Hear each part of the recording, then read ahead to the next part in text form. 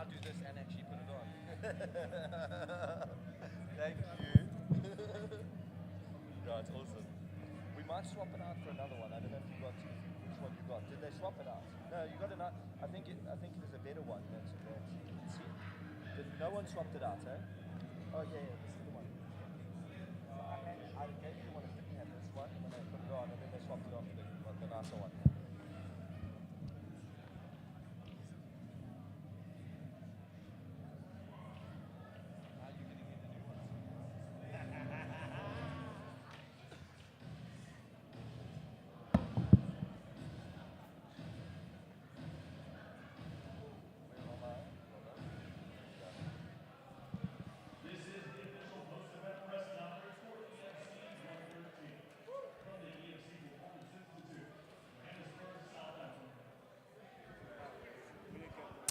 All right, this is welcome to EFC 113 post-event press conference. I'm so tired, guys. I'm exhausted from the amount of action that we had tonight. That was incredible. I don't even know what to say. Every single one of you guys showed up to put on the best fights. I've never seen a card like that.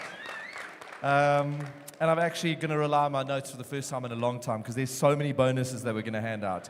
So, Patrick, British, Edson, Guide, I mean, that fight, what an unexpected win against Sizwe Mnakati, short notice fight. Vince, Tumelo, Faiz, Zakir, all get performance bonuses. Fight of the night goes to Lucky and Jesse. Guys, I think we ended up with almost 10 finishes, some just 11 finishes out of 13 fights, and I don't even know what to say. I mean, it just the standard and the energy and what these guys brought. These are world-class, incredible athletes, and thank you very much. I can't thank you enough. So I'm just going to shut up and just ask let's listen to the media and hear what they have to ask. Graham, I'm going to be so efficient. The question is for you, picking up on what you've just said. We've been doing this for 15 years. I went to EFC 1. I think I've missed 3 events. I don't think you've missed a single one. 15 years we've been doing this. Easy question. Was this the greatest night of fights in the history of this promotion? I always want to say it at every single fight card because I always think it's great and we just keep on upping the level.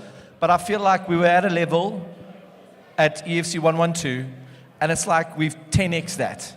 We've just 10x'd it. So yes, this is the greatest fight card that I've seen in my life. 15 years, incredible, incredible.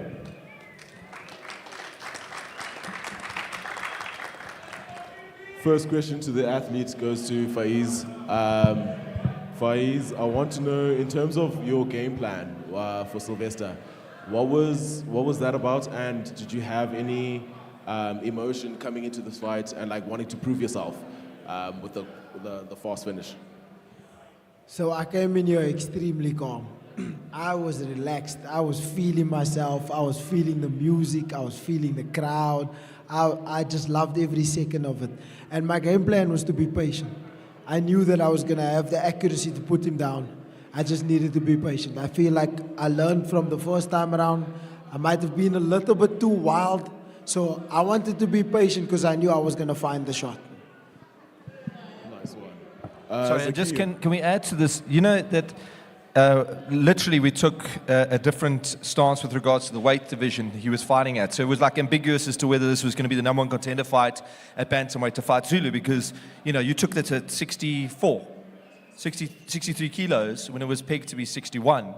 And obviously we had to do it because Sylvester had struggled to get medically cleared with regards to the weight. So thank you very much for taking it at that weight. And, you know, you sacrificed that and still showed up and put on a mad finish. So well done, dude. Seriously. Appreciate it. Jumping off that with Graham, where does this leave Terrence being the interim bantamweight champion now with Faiz being in the mix? So there's been a lot of discussions with Hayden and the team, and I think what we're going to do is the plan is to take Terrence. He's the interim bantamweight champion. He says he'll relinquish, come down to flyweight, which I think is the right move. Him and Zulu winner fights T over here. I think that's the best move for the division. Terrence deserves to be there after going up, taking that fight at short notice and doing it. And I think, I mean, Matt, this kid is unstoppable. I want to see the Zulu fight because I just think that stylistically it works. But if Terence shows up and beats Zulu, man, what a fight that's going to be. Because this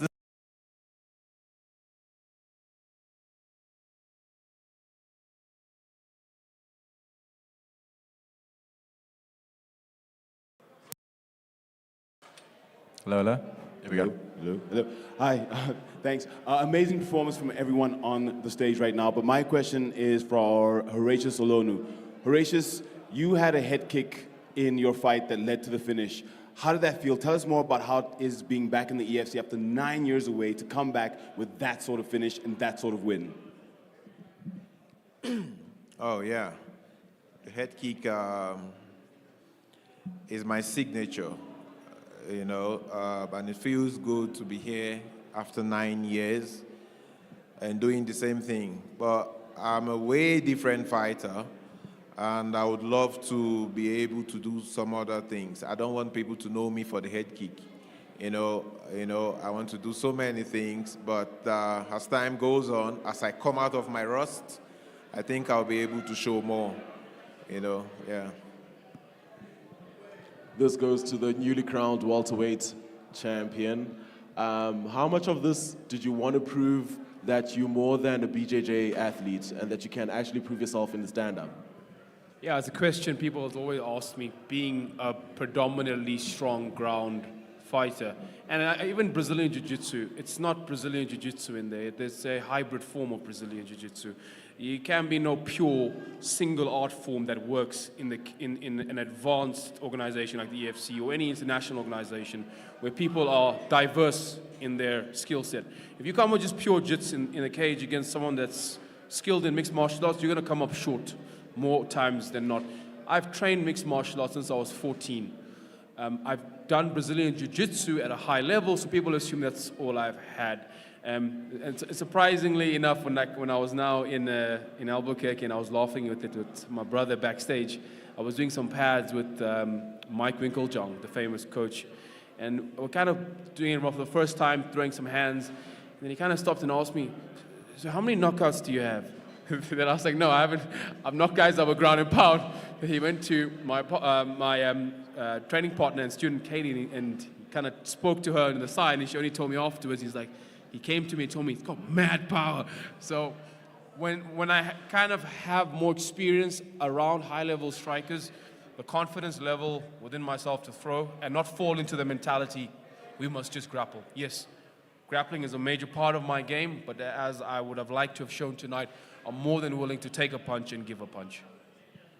I think we must, Zakia must campaign for the new vice presidency position. He speaks much better than me. I love listening to him talk. Jaden Ashley here from Jackhammer Podcast. My question goes out to Vince Bembe. Vince, yet another superb knockout from you tonight. I know that you lost to Igor Cabeza recently. Is that something that you're chasing at the moment? Do you want another shot at the title?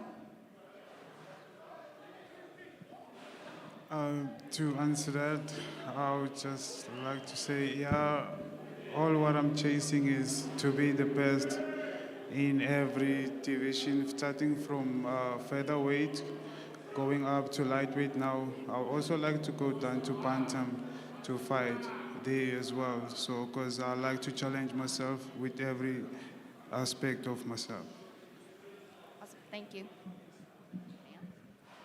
Yeah, he's done a test cut to bantam, so I believe he can make it. And for me, I think he should be where he's strongest. If he can do that at lightweight, can you imagine if he does the cut and he makes it successfully? I think it'll be a great bantamweight. Yeah, I'd love to see him there.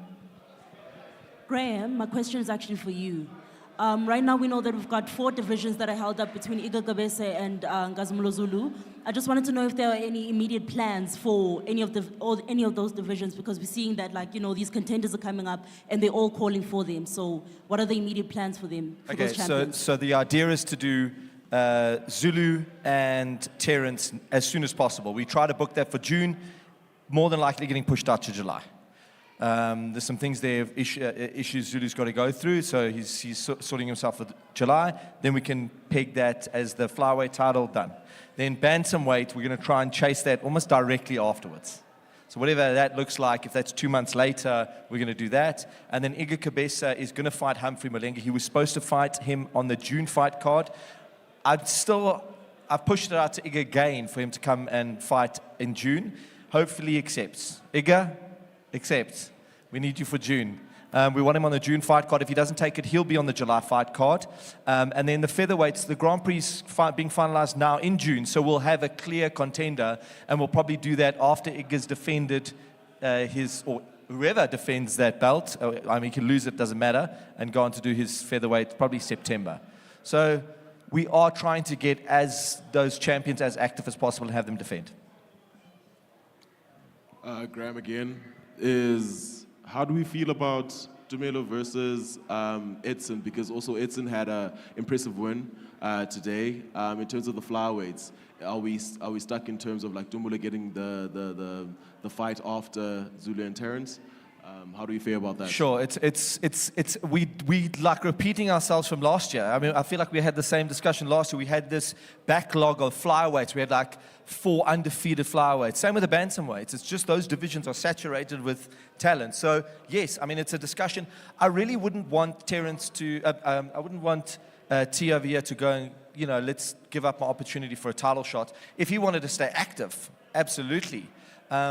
But there's more than enough room to build those guys as they go forward and let him have a few more fights. I think that he needs to have a shot, seriously. Next question is for the new welterweight champion. Zakir, so you've now won the welterweight title. We haven't seen it being defended that often. How active of a champion do you want to be based on the previous champions? I mean, you've seen this belt defended once in the past year and a half. How active of a champion are you going to be? I think that's a good question. The caliber of fighters that win the welterweight championship time memoriam in the EFC have been of a very, very, very high standard. And because of that, most of the time they're offered large opportunities beyond the EFC belt once that's been taken. So you have to understand that aspect as well. And the EFC has always been very gracious and open to their athletes, and they've always been supportive to all South African MMA athletes in getting them onto the next phase of their career. And I appreciate that. And we've had negotiations throughout the week with Graham and my team, etc. So we'll have to see what the opportunities are presented to it. My current future holds probably a Debonair's pizza in the morning and a really big milkshake. That's the only honest answer I can give you as of now. Another question for Zakir. Zakir, other than you maybe moving on to the UFC or something like that, talking about EFC contenders, we've got Mark Hume, who's a former welterweight champ who relinquished to go into the tough house, looking to come back.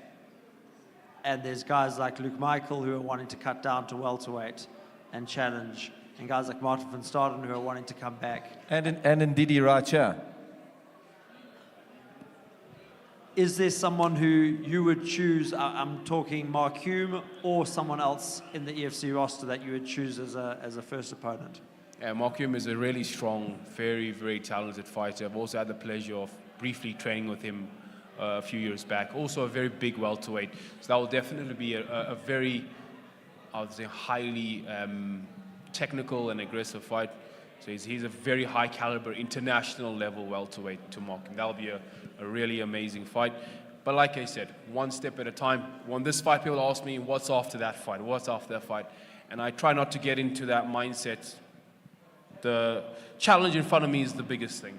And I'm careful and I'm cautious and I take as much input as I can before I make a rash decision. But yeah, all of those fighters, Martin, another OG of the business. I love the guy. I've trained a lot with him.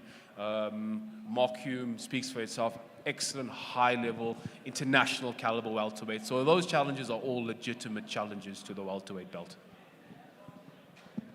There's also guys like Tom Theocharis, went into the tough house in the same spate as Mark. Look, I mean, this guy's got lots of challenges, which is great.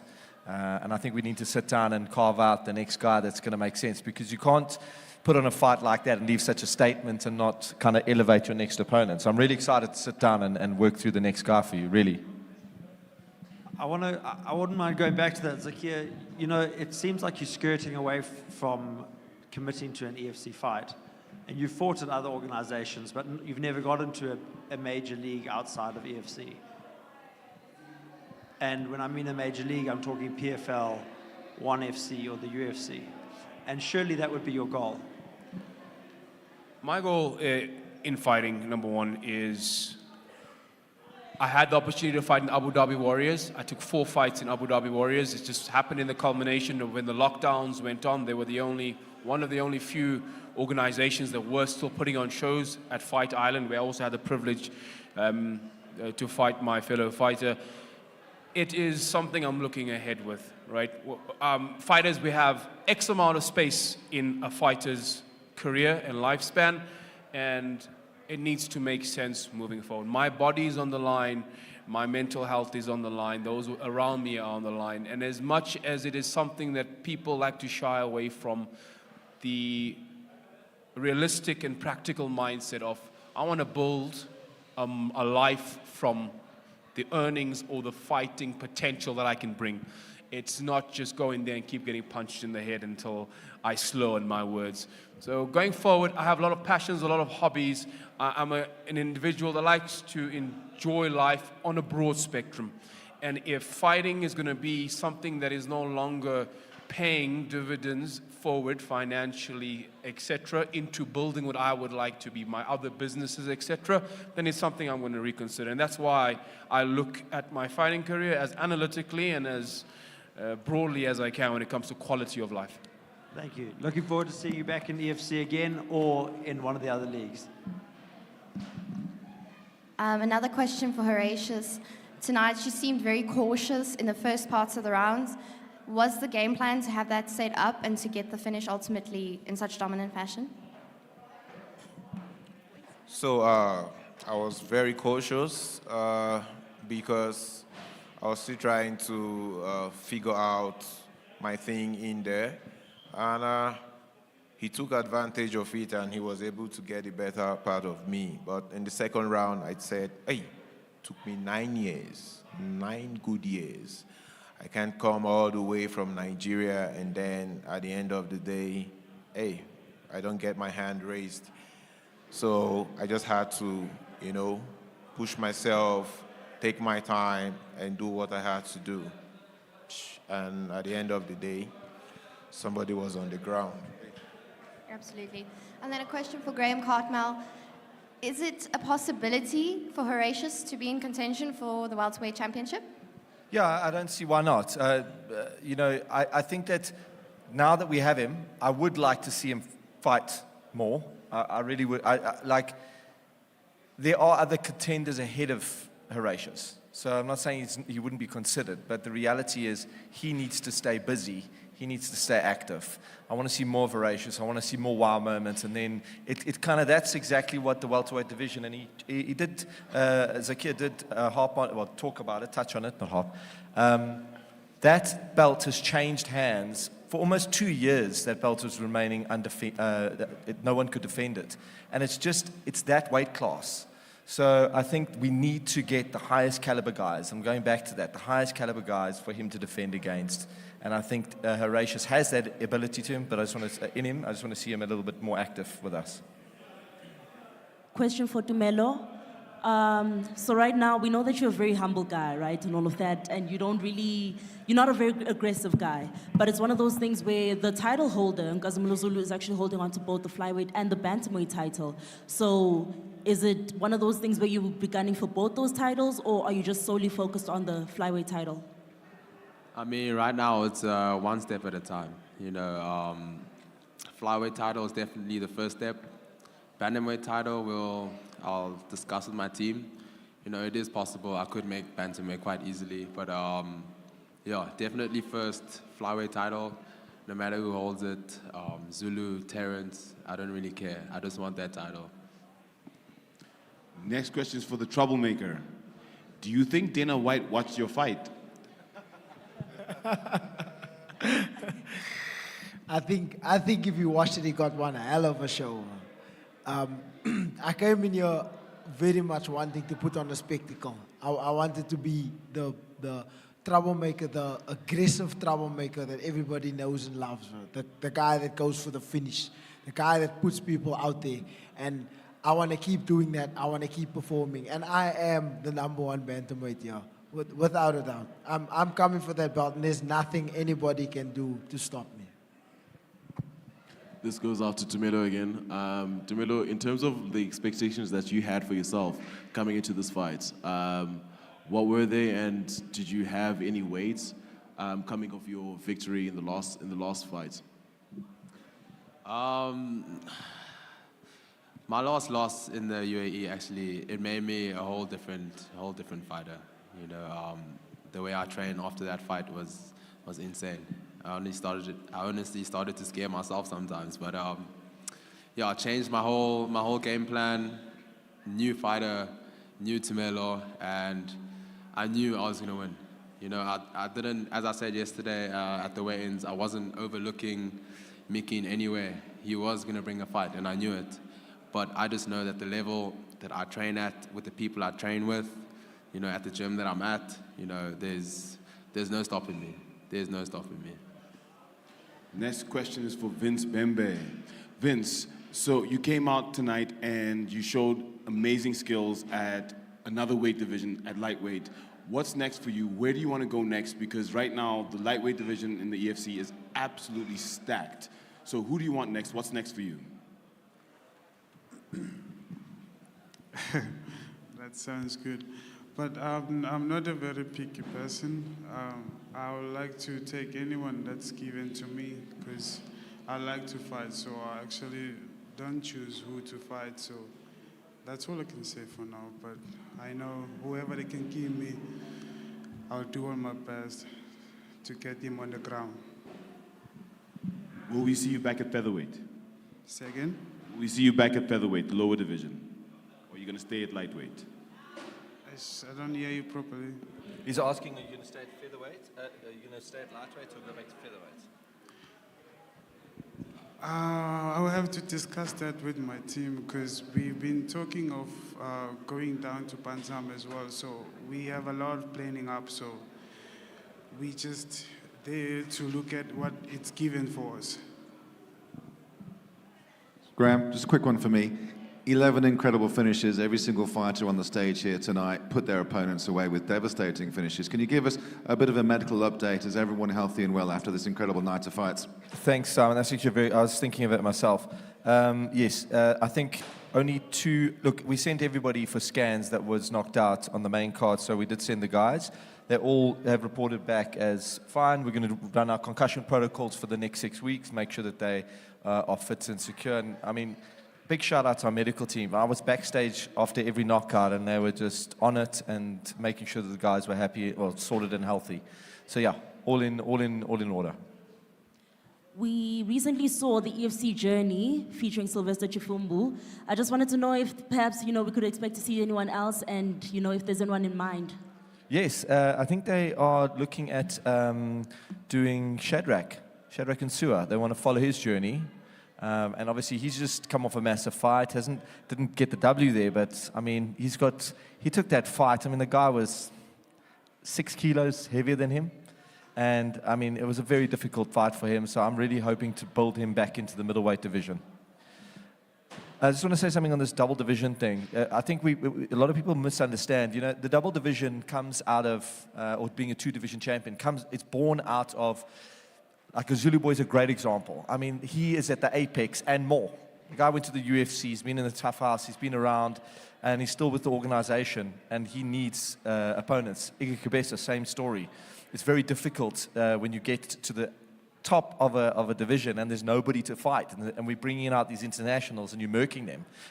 I mean, then you've got to really change the game and go, I'm going to go up a division and challenge yourself. So it doesn't happen all the time, and it's not something we want to like willy-nilly throw out there.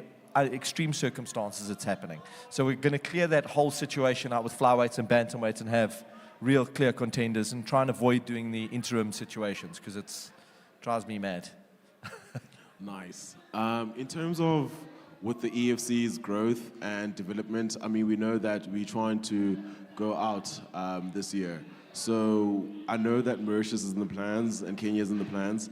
Do we have a timeline in terms of like what events we're trying to put out outside of Not as Johannesburg? yet. We don't have an actual date, timeline. We are working on it. So it's something that when it happens, it's just going to be it's going to be a part of our roster. It's going to be a part of the moving circus that you see here.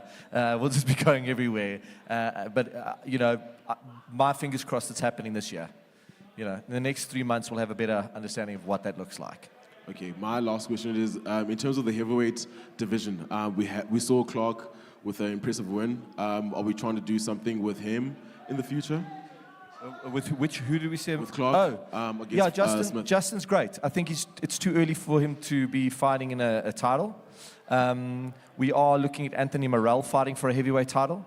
We have put that out to a few guys to challenge. We've had an accepted fight there for the heavyweight title. We're just working out whether that's going to happen or not. All right. Thank you very much for joining at EFC post-event press conference for 113. Join us again next month for a hell of a fight card. We've got a big fight night and some surprises lined up for you guys at 114. Thank you.